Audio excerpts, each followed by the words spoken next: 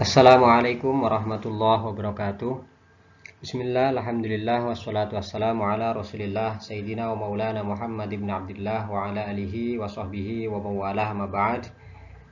Teman-teman sekalian, sahabat-sahabat sekalian, mudah-mudahan dalam keadaan sehat walafiat. Alhamdulillah, pada kesempatan kali ini kita akan share sedikit pengetahuan mengenai beberapa macam bentuk daripada hukum Islam. Hukum Islam sebagai hasil daripada aktivitas ijtihad yang dilakukan oleh seorang atau beberapa orang mujtahid pada kelanjutannya menghasilkan beberapa ragam bentuk. Yang pertama ada fatwa atau jawaban hukum atas pertanyaan seorang yang meminta kejelasan. Yang kedua ada qanun atau yang kita kenal dengan undang-undang atau peraturan perundang-undangan. Sementara yang ketiga ada qadha atau putusan pengadilan atau putusan hakim.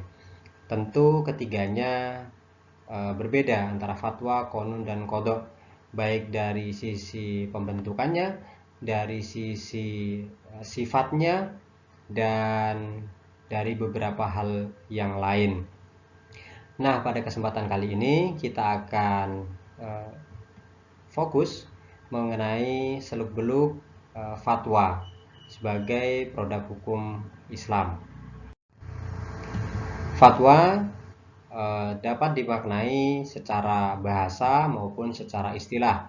Secara bahasa, fatwa adalah petuah, nasihat, jawaban atas suatu kasus hukum. Sementara secara istilah, ini saya rangkumkan dari beberapa definisi yang disampaikan oleh para tokoh, adalah jawaban atas pertanyaan peminta fatwa atau mustafti atas sebuah hukum dan sifatnya tidak mengikat. Perlu kita sepakati bersama bahwa definisi secara istilah ini merupakan definisi yang benar. Artinya ini nanti akan menjadi pembeda antara fatwa dengan ragam hukum Islam yang lain, yaitu qanun dan qadha. Fatwa sifatnya tidak mengikat.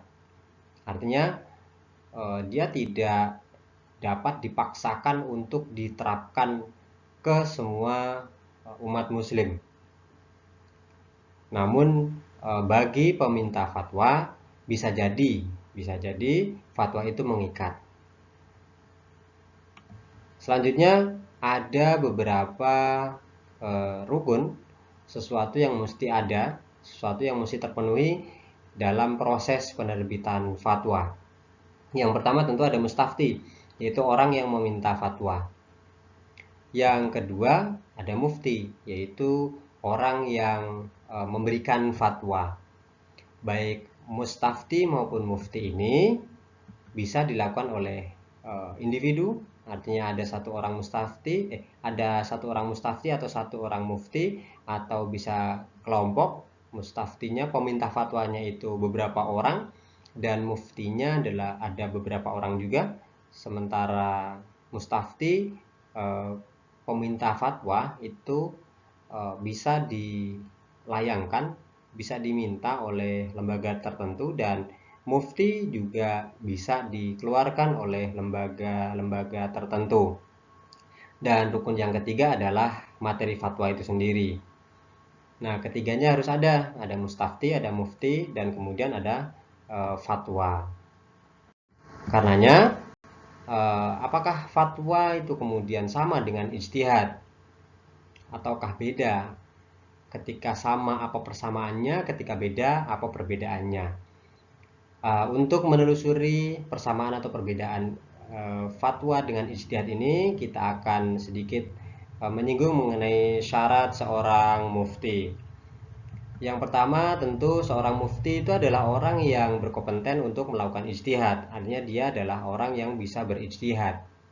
Nah, adapun syarat-syarat ijtihad dapat teman-teman lihat pada video-video penjelasan sebelumnya. Nah, syarat yang kedua adalah adil, terpercaya, dan memiliki moral. Kenapa? karena seorang mufti tentu menjadi panutan bagi masyarakat luas. Dan yang ketiga, seorang mufti wajib mempunyai keteguhan niat.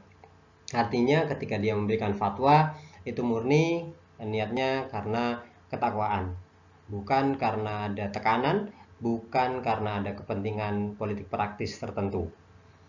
Nah, karena melihat beberapa syarat mufti ini, salah satunya adalah dia orang yang berkompeten untuk melakukan ijtihad, dia adalah orang yang bisa berijtihad, maka fatwa dapat dilakukan, dapat diterbitkan dengan proses yang disebut dengan ijtihad. Nah, sementara perbedaannya antara ijtihad dengan fatwa, yang pertama, ijtihad itu dapat dilakukan pada kasus yang sudah terjadi, sedang terjadi, dan bahkan dapat dilakukan pada kasus yang belum pernah terjadi. Sementara fatwa hanya bisa diberikan pada kasus yang sudah terjadi atau sedang terjadi.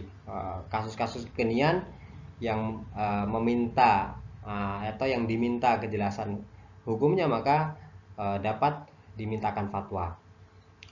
Yang kedua, bahwa orang yang berijtihad atau pelaku ijtihad adalah mujtahid. Sementara fatwa dilakukan atau diberikan oleh seorang mufti.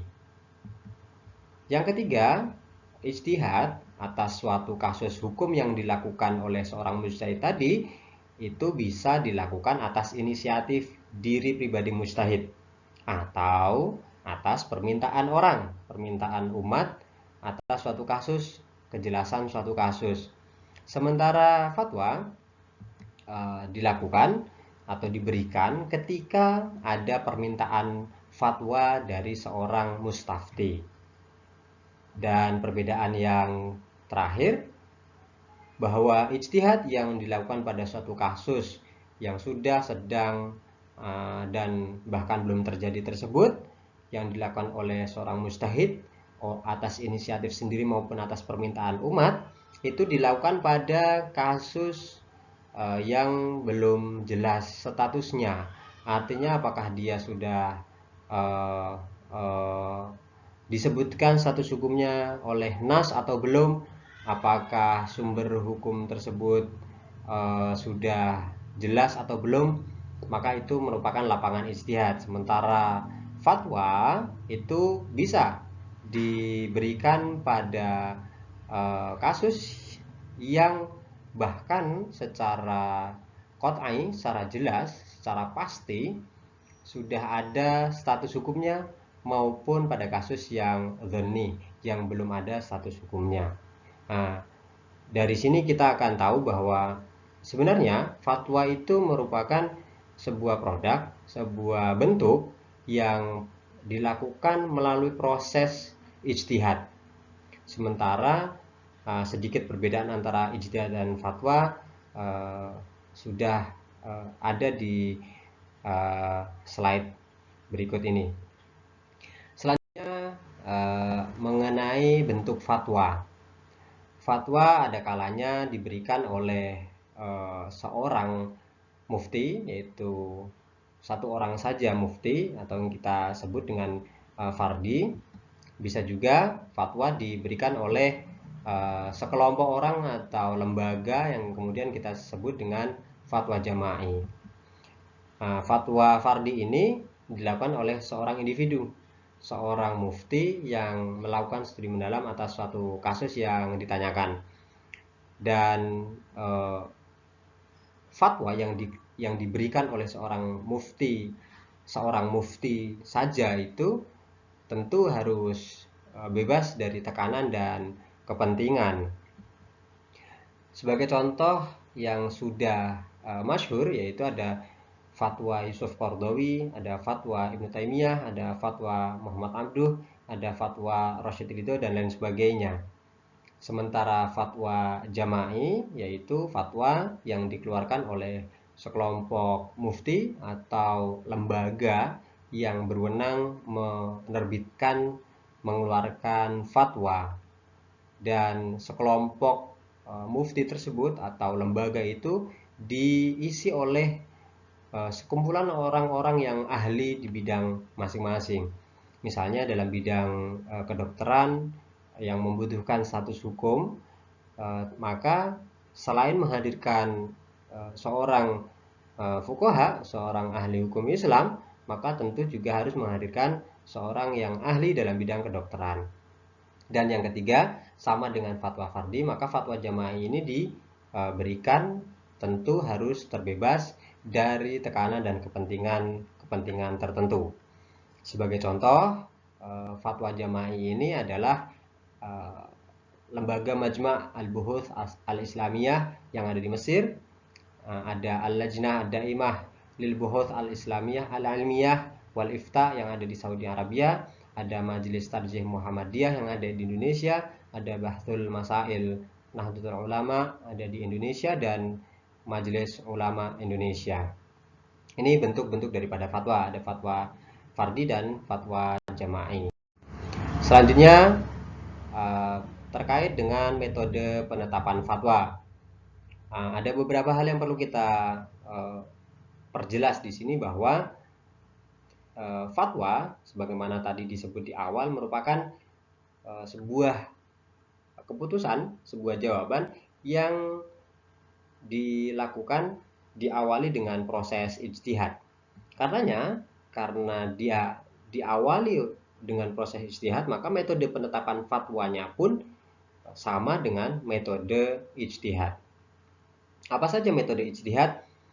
Hal ini teman-teman bisa lihat di penjelasan-penjelasan pada video-video sebelumnya yang membahas tentang ijtihad.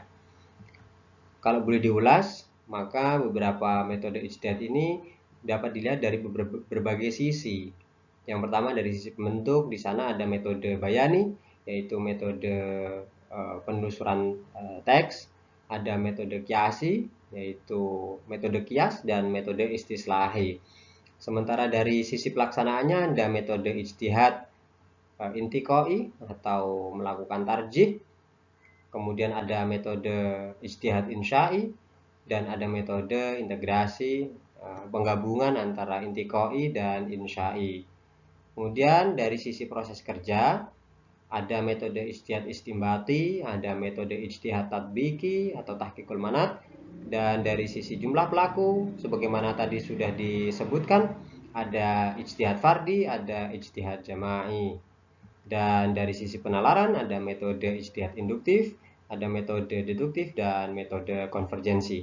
Silakan untuk lebih jelas teman-teman dapat lihat pada penjelasan mengenai metode ijtihad yang sebelumnya sudah saya bagikan. Selanjutnya ada beberapa peraturan rambu-rambu terkait fatwa. Yang pertama berlaku bagi mufti. Apa saja aturan yang berlaku bagi mufti ini? Tentu yang pertama, seorang mufti harus mengetahui hukum dasar berfatwa. Ini sama dengan hukum dasar beristihad. Ada kalanya fatwa itu diterbitkan hukumnya adalah fardu ain. Ada kalanya dia berhukum fardu kifayah. Ada kalanya dia berhukum sunnah. Ada kalanya dia berhukum mubah, berhukum makruh, bahkan ada kalanya dia berhukum haram. Nah, selanjutnya yang kedua, bahwa seorang mufti ini dalam memberikan fatwa tentu orientasinya adalah untuk kemaslahatan umat, untuk kebaikan umat, baik di dunia maupun di akhirat. Yang ketiga, seorang mufti tidak boleh terlalu mudah memberikan fatwa. Bahkan dalam satu pendapat dikatakan haram hukumnya bagi seorang mufti mudah, gampang, terlalu sering, terlalu mudah memberikan fatwa. Karenanya menurut pendapat tersebut, seorang mustafti atau peminta fatwa itu dilarang meminta fatwa kepada seorang mufti yang begitu, yang terlalu mudah memberikan fatwa. Yang keempat, seorang mufti harus stabil psikis dan fisik. Hal ini menjadi penting sebab agar dia dalam memberikan fatwa itu memang niatnya tulus, tidak ada tekanan dari samping kiri, kanan, atas maupun bawah. Dan yang kelima, fatwa yang dilakukan oleh seorang mufti itu tidak kemudian dijadikan sebagai penghasilan bagi dirinya. Artinya dia memberikan tarif, memberikan ketentuan biaya tertentu yang itu kemudian menjadi penghasilannya. Selanjutnya, seorang mufti harus menggunakan metode yang benar, yaitu metode ijtihad yang sebelumnya sudah saya sampaikan. Tanpa metode yang benar tentu fatwa yang dihasilkan pun tidak akan benar. Dan yang terakhir, fatwa yang diberikan oleh seorang mufti itu harus jelas. Sehingga apa? Sehingga bisa langsung dilaksanakan oleh si peminta fatwa. Selanjutnya, mengenai aturan-aturan yang berlaku bagi mustafti atau orang yang meminta fatwa. Apa saja? Yang pertama, seorang mustafti bukanlah seorang mufti. Artinya seorang mustafti ini tidak mampu untuk berfatwa. Seorang mustafti yang mampu berfatwa, dia tidak boleh meminta fatwa kepada mufti. Yang kedua, seorang mustafti harus mengetahui kompetensi yang dimiliki oleh seorang mufti. Apakah mufti itu orang yang berkompeten atau tidak, itu wajib diselidiki terlebih dahulu. Salah-salah dia meminta fatwa kepada orang yang salah, maka hukum yang dia berikan pun akan menjadi salah. Kemudian seorang mustafti yang telah diberikan fatwa, maka dia terikat dengan fatwa yang sudah diberikan. Artinya dia wajib untuk melaksanakannya. Yang keempat, seorang mustafti sebaiknya datang sendiri kepada mufti untuk menanyakan kasus yang ingin dia ketahui status hukumnya. Nah, ini kemudian bisa berkembang, bisa datang secara fisik maupun bisa melayangkan melalui surat, melalui email maupun melalui media-media yang ada. Yang kelima, seorang mustafti harus berprasangka dan berperilaku baik kepada seorang mufti. Sebagaimana seorang murid berlaku baik kepada guru, seorang anak berlaku baik pada orang tua. Karena hal ini seorang mustafti meminta kejelasan hukum daripada mufti, maka dia semestinya berprasangka dan berperilaku baik.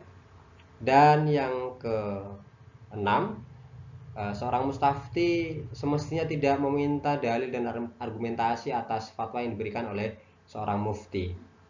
Dan yang terakhir, dalam masalah yang pernah dimintakan fatwa, misalnya seorang mustafti pernah meminta fatwa atas kasus A, maka apakah boleh dimintakan fatwa kembali? Dalam hal ini, si mustafti boleh meminta fatwa kembali atas kasus yang sama, yang pernah dia minta kejelasan status hukumnya. Hal ini sebab apa? Bisa jadi kondisi, waktu, situasi, tempat berbeda sehingga keputusan hukum menjadi berbeda. Teman-teman sekalian, demikian mengenai beberapa aturan yang berlaku bagi mufti dan mustafti. Nah, karena sifat fatwa yang tidak mengikat tersebut, ataupun kalaupun dia mengikat itu hanya bagi mustafti atau yang meminta fatwa, maka fatwa tidak perlu dipaksakan untuk ditunaikan, untuk diamalkan, untuk diaplikasikan, pun tidak perlu ada pengawalan, tidak perlu dikawal sehingga fatwa ini harus diaplikasikan, gitu ya.